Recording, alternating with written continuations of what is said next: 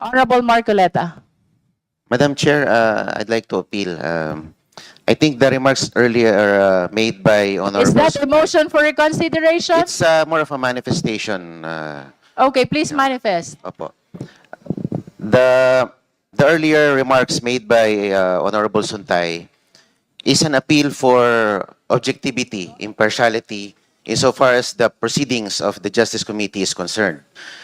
Ang binanggit po niya, if we will, no offense to the most of the members of the Justice Committee, there are 25 House members named in the affidavit of the 18 ex-Marines, 25 names, which comprise around 1/3 of the membership of the Justice Committee here, all present.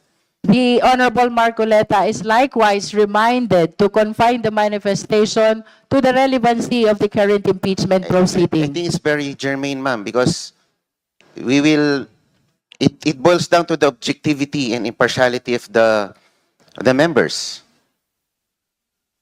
Honorable Marcoleta, we have not reached even the determination of sufficiency in form, and the chair has stated already that the Justice Committee is assured of the impartiality of the chair, including all the members.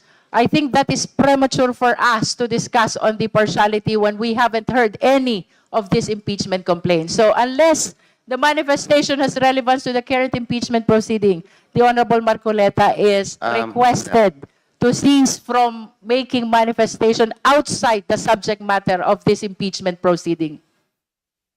Madam Chair,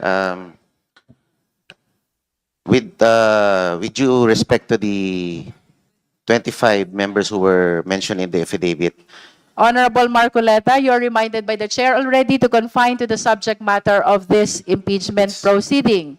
If you continue to make a manifestation outside the subject matter, we will be ruling you out of order. With all due respect, Honorable Marcoleta. I submit to the wisdom of the chair. Thank you. We shall now proceed to the determination of sufficiency in form.